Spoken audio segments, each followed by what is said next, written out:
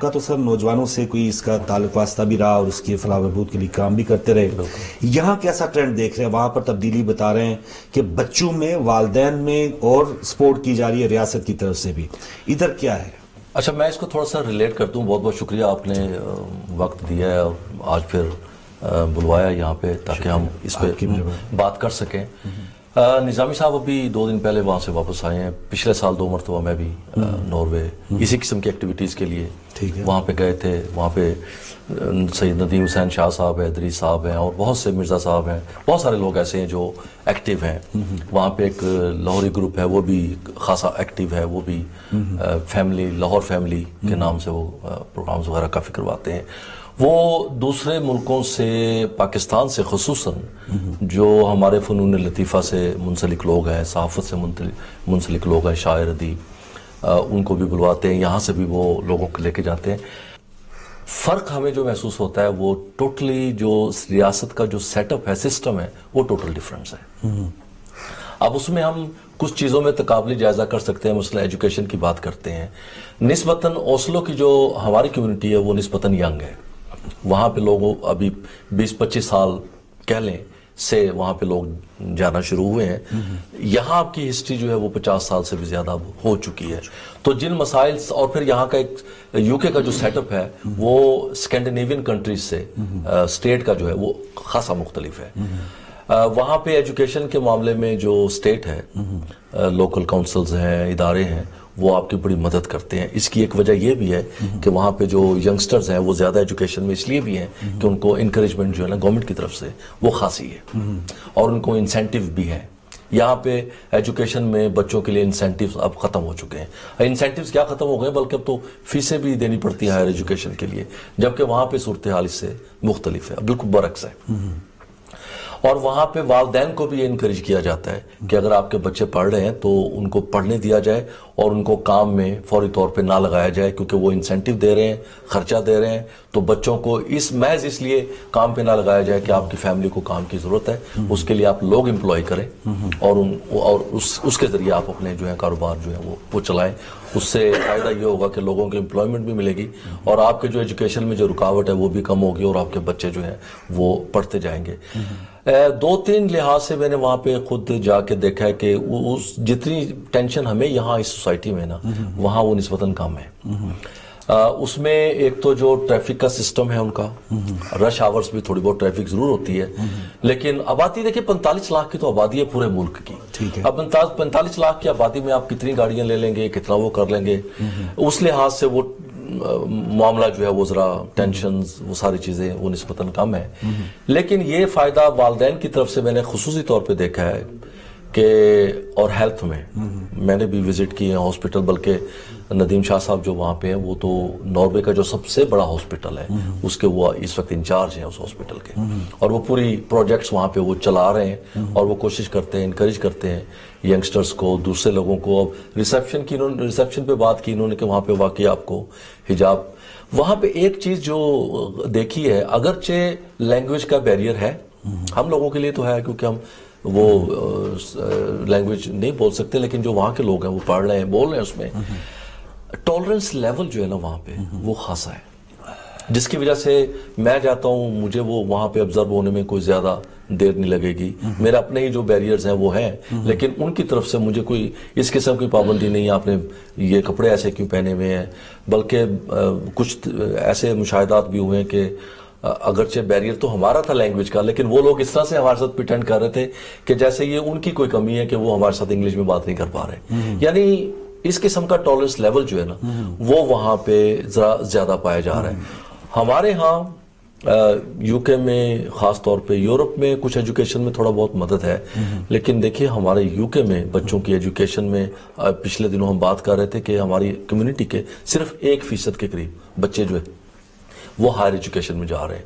اس میں والدین کی، یو کے میں والدین کی کمی، میں کھل کے کہوں گا کہ ہمارے والدین کی توجہ بہت کم ہے، اور جن کی توجہ ہے وہ تو بہرحال توجہ اس پہ کر رہے ہیں، بچے پڑھ بھی رہے ہیں، لیکن بہت سارے والدین کی توجہ اکنامیکل ریزنز کی وجہ سے، اور پھر چونکہ ایک خاص علاقے سے میجورٹی کا تعلق ہے اور وہاں کا ٹرینڈ، وہاں کا کلچر جو ہے وہ ایجوکیشنل بیک گراؤنڈ ہے نہیں میجورٹی کا، تو ان کی جیسی GCSE کسی نے کی فوراً کسی نہ کسی کام پہ ان کو لگا دیا جاتا ہے، یا پھر ان کے اپنے انسینٹیو بچوں کو نظر آتے ہیں کہ نہیں ایک جیب میں پیسے آ رہے ہیں تو یہ زیادہ بہتر ہے. ہمارے الگ سے ہی ریس ہے نا کوئی جو ہم لے کے آئے ادھر. تو یہ ایک فرق جو ہے اسکینڈینیوین کنٹریز میں اگر ہم تقابلی جائزہ کریں تو یہ ایک بہت بڑا فرق کمیونٹی سیٹ اپ کا جو ہے نا وہ ہمیں مختلف نظر آ رہا ہے. اور پھر دوسرا یہ ہے کہ یہاں پہ ہر قسم کی کمیونٹی آپ کو مل رہی ہے، مطلب کہنا تو نہیں چاہیے لیکن آپ کو ہر لیول کے لوگ یہاں پہ، ہر کلاس کے لوگ